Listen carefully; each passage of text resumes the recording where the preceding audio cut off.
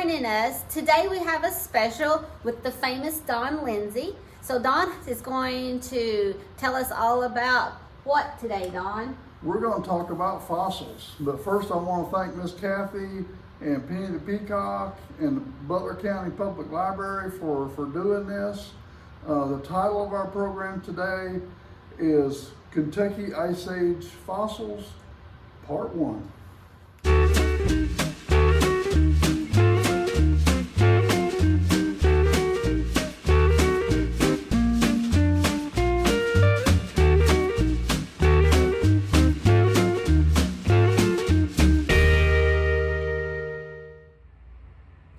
First off, let's talk about what is a fossil, okay? And if I believe that something is a fact, I'll tell you. If it's my opinion, I will tell you. Like, I think everyone would agree that this is a megalodon tooth, okay? Now, if I say this megalodon was 65 years old when he died, that's my opinion, okay? So I want to make sure we get clear on that. This is a fossil. This is not a fossil. This was made on a computer. This was a great white shark tooth. This is a megalodon tooth that had a pathological problem. Of course, they didn't have dentists back then, so this tooth didn't grow in quite right. That's why it has such an odd look. This tooth here, usually when I show people this, what I do is I show them the rock first. This is a sedimentary conglomerate rock from Florida. That's where I'm from. I moved here a little over 4 years ago, so you know I'm going to have some Florida stuff in here, okay? I tell people when you're walking along on the beach and you see some small rocks and stuff, take a stick, something, turn them over, because you never know what might be on the underside. Now, I'm going to tell you, I put this shark tooth in this rock, but I have found rocks that have got small shark teeth in them. So you never know what you'll find on the beach, okay? Why do fossils have different colors? That's probably one of the most common questions I get. If you look down here, Kathy, there's some black horse teeth, and then there's some horse teeth with different colors, and these teeth were buried in a muck type material. All right, these teeth were buried in a pond that had a lot of sand and limestone in it.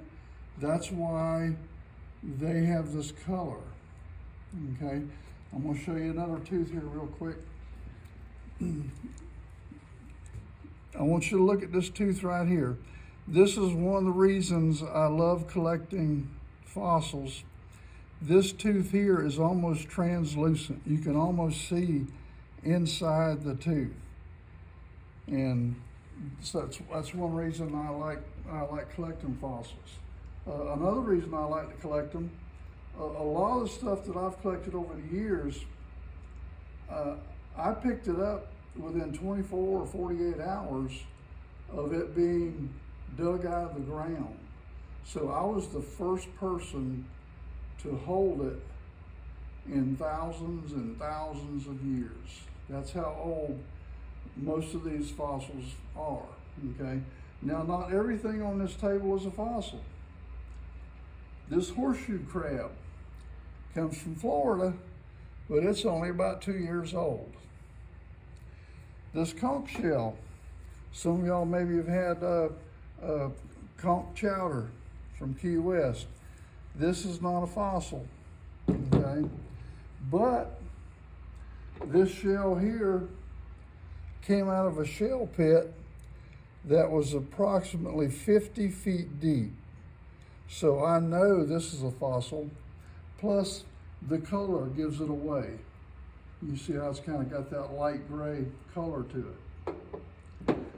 This coral you can see the ridges in the coral here, okay? I cut this in half so you can tell when this coral died. This coral came from the center of Florida. It's been a long time since the center of Florida had any coral growing in it. This particular coral here, and now here's my opinion, was covered up during a hurricane. You see all the sand and the shells on top, okay? And then maybe 50 years, 100 years later, it was covered up some more. It takes two things for something to fossilize. It has to be buried and it needs to be undisturbed, okay? So what happened is this coral got buried, it got sand and shell on top of it.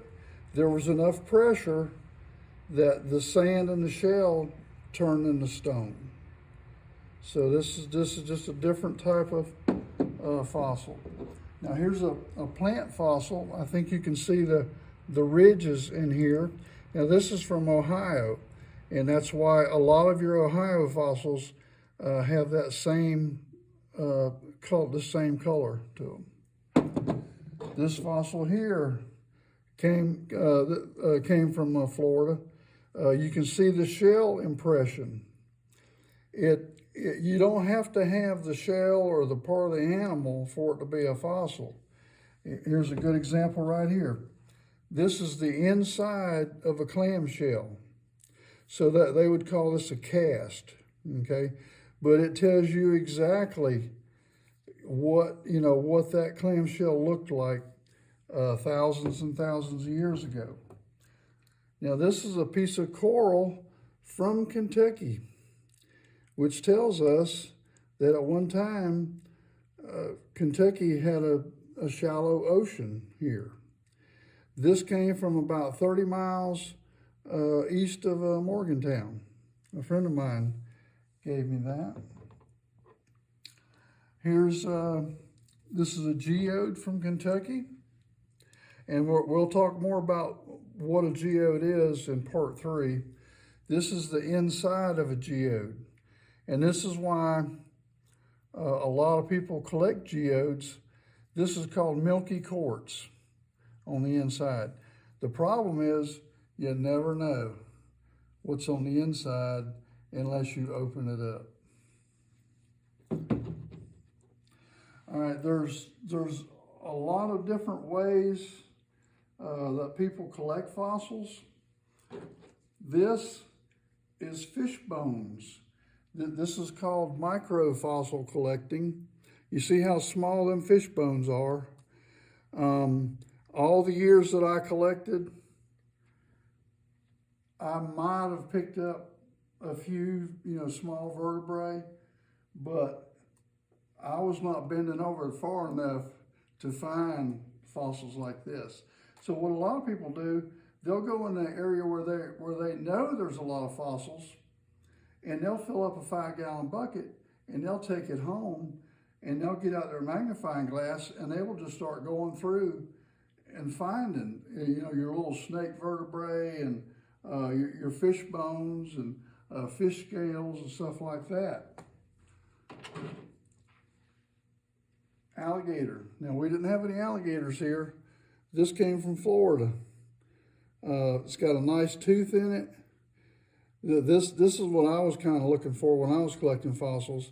If it wasn't as big as a horse tooth or bigger, I probably didn't pick it up because I over the years I filled up many 5-gallon buckets with fossils. Now getting back to Kentucky, this is coal from right here in Butler County. If you look real close, you can see the ridges in it. Coal is made from a freshwater swamp. So that tells us something else about our history, that at one time we were covered with a freshwater swamp. Now, I don't know if you can see this or not. Right in this area, right here in the center, is a dragonfly, okay? Now, people that know me know that I'm a storyteller, okay? And thousands and thousands of years ago, this dragonfly was flying around, having a good day, and something happened, a limb hit him or whatever, and he fell down in the mud and got buried up and was buried for a long, long time until someone came along and busted open this rock and exposed the inside. And this is from Ohio also. Okay.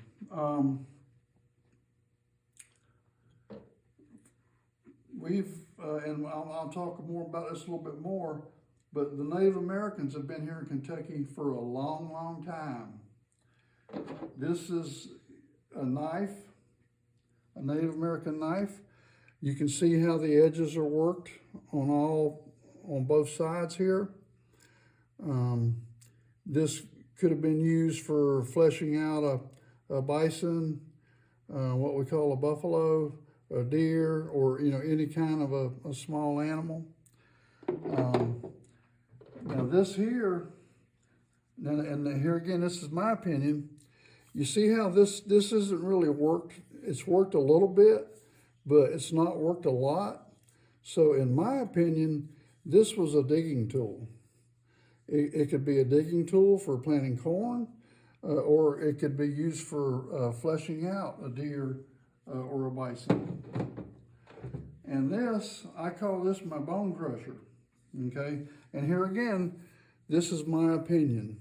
If I'm a Native American, say 500 years ago or 1,000 years ago, and I know we've gotten word that the buffalo herd's going to be here in a couple days, so everybody's getting excited. I'm walking down the creek and I see this, and I'm thinking, wow, this would be perfect for busting up buffalo bones, because the Native Americans, they used all the animal. When they killed an animal, they used all of it, and they loved to bust open the bones and eat the marrow out of the inside.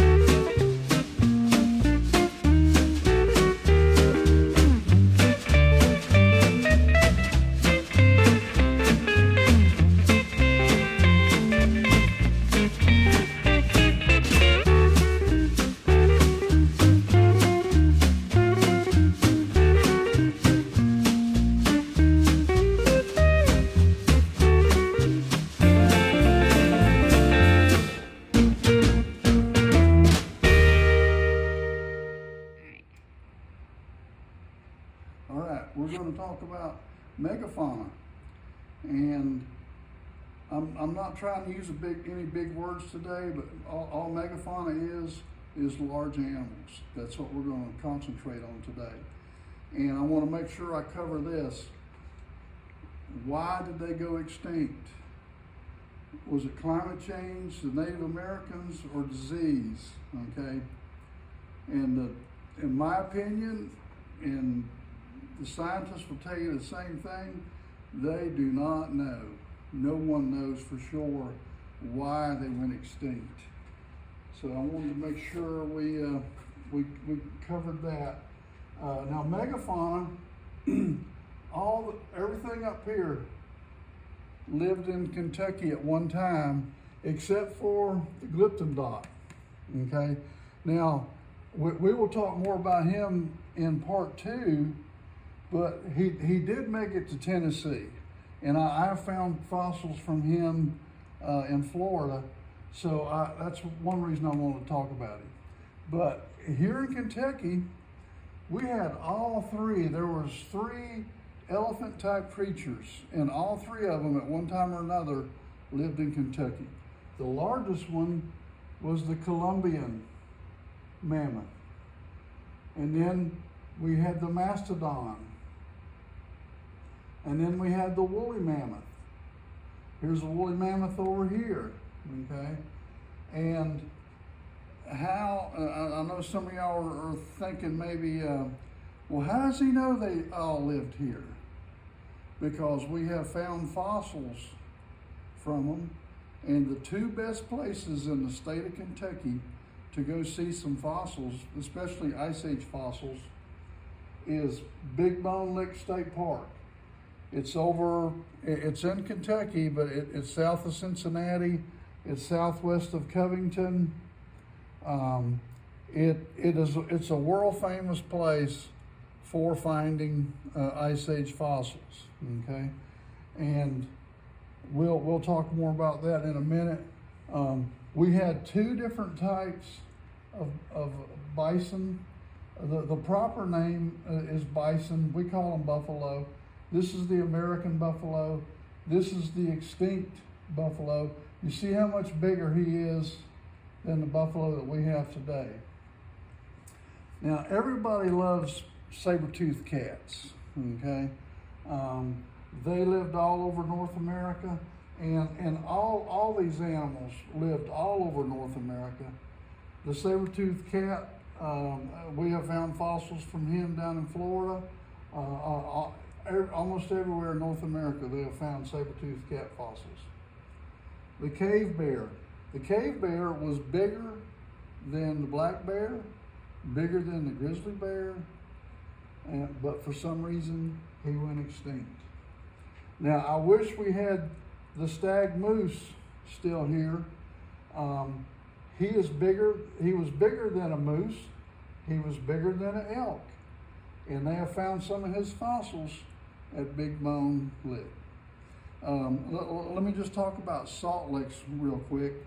I think most people know salt licks, you can find a salt lick in almost every county in the state of Kentucky, okay?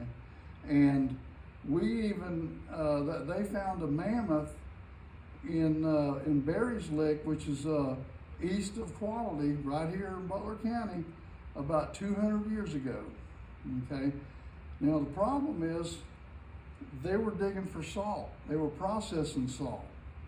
And when they got down to 42 feet, that's when they found the mammoth, okay? And they brought the skeleton up, and no one knows what happened to it. So if you live in a Quality area and you have an old barn, and one day you're cleaning it out and you start finding some big bones, give me a call, all right?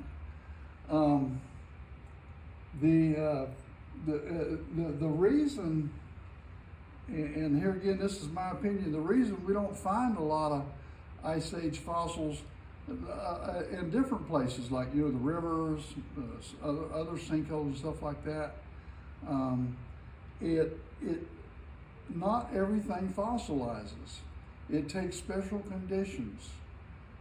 It has to be buried. It needs to be buried in an area where it doesn't get disturbed, for thousands of years. So that's why not everything fossilizes. A friend of mine, Tristan Elmore, he told me about these trees right here. He's a biologist, and I had never even really thought about, I knew that the climate was different back then. I knew that the trees were different in our area, but he sent me this article here talking about the Osage trees, the honey locust trees, and the Kentucky coffee tree. The mammoth, the mastodon, and the ground sloth. Look how big this ground sloth is. They would eat the fruit from these trees because no one else eats it. Today, a squirrel won't eat it. Raccoons won't eat it, but back then, thousands of years ago, the mammoth, the mastodon, the sloth, they would eat the fruit, and then a day or two later, they would go to the bathroom, and there's your fruit, and that's how trees would get, restarted, okay? Now, so if it wasn't for the Native American Indian, the Osage tree would have probably disappeared. So I'm going to ask you a quick question. I know there's someone out there that knows. Why did the Native American like the Osage orange tree? The tree is actually named for the Osage Indians. It was a very good tree. The wood was perfect for making bows. So we can thank the Osage Indians for keeping those trees around. All right, we talked about Big Bone Lick. Another place where you can see fossils is at Falls of the Ohio State Park. Now Louisville, if it hadn't have been for the coral beds in Louisville, Louisville would probably not have been a major city that it is today. 200 years ago, if a boat was coming down the Ohio River, it couldn't make it through the coral beds. So they would have to stop, unload all their cargo, hire people to move their cargo to the other end of the falls, load all that cargo up on another boat, and then take it on to Owensboro or wherever they were going, New Orleans, wherever they were shipping that cargo to. Let me back up just a second. They do have a whole mammoth on display at the Falls of the Ohio.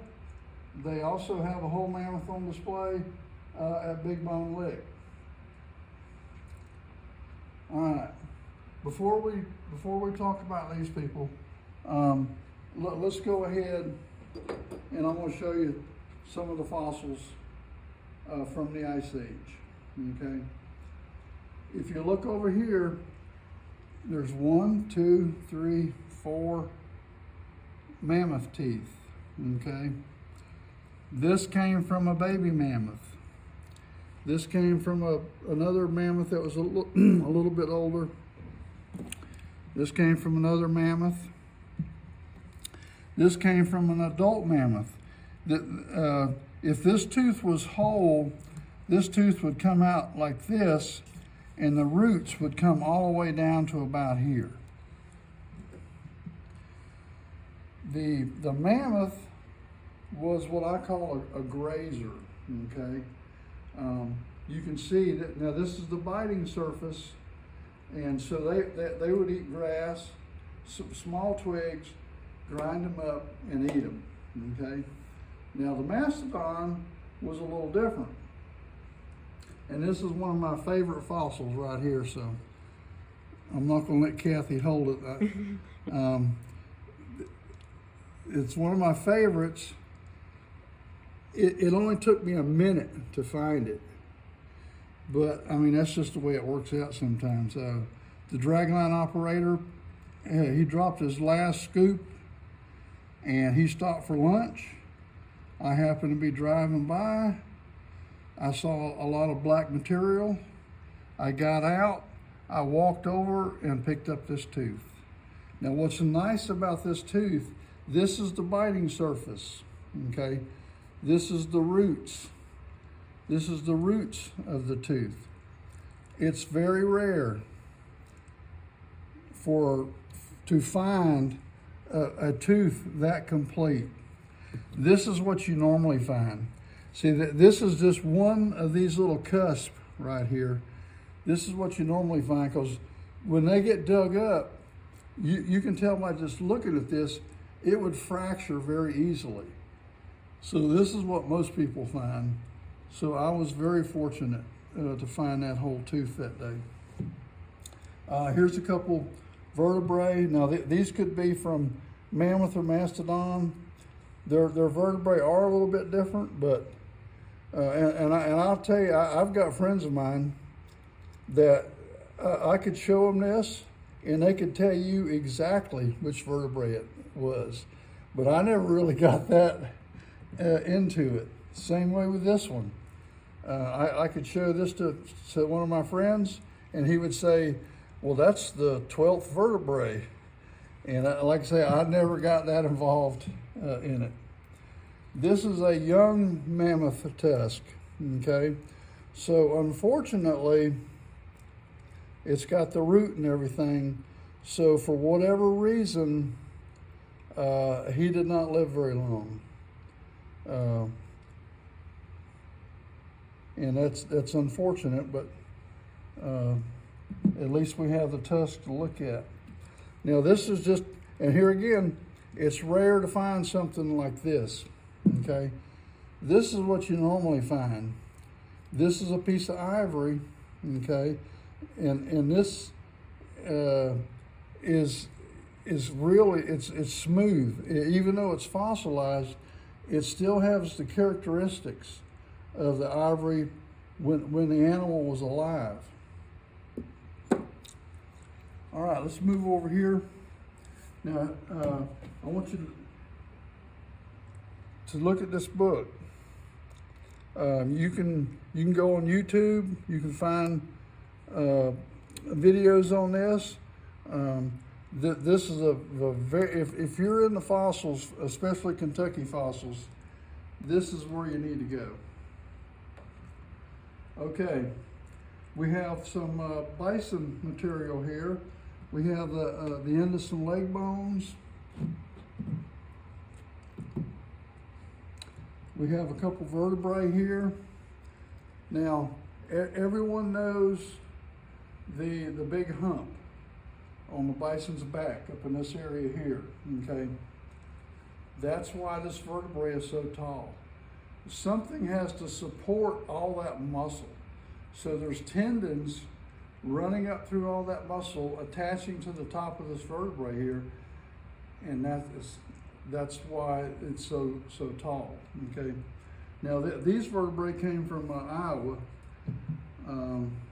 We're in the same place where the skull, this jaw came from.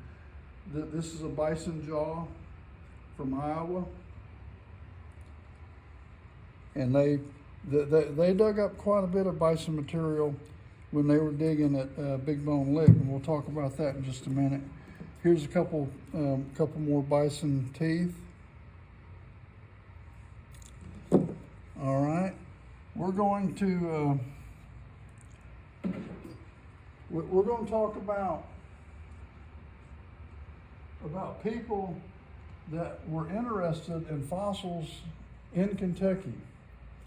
George Washington collected some fossils. Benjamin Franklin collected some. If it wasn't for Thomas Jefferson, we would probably not even know about Big Bone Lick, because he heard about it.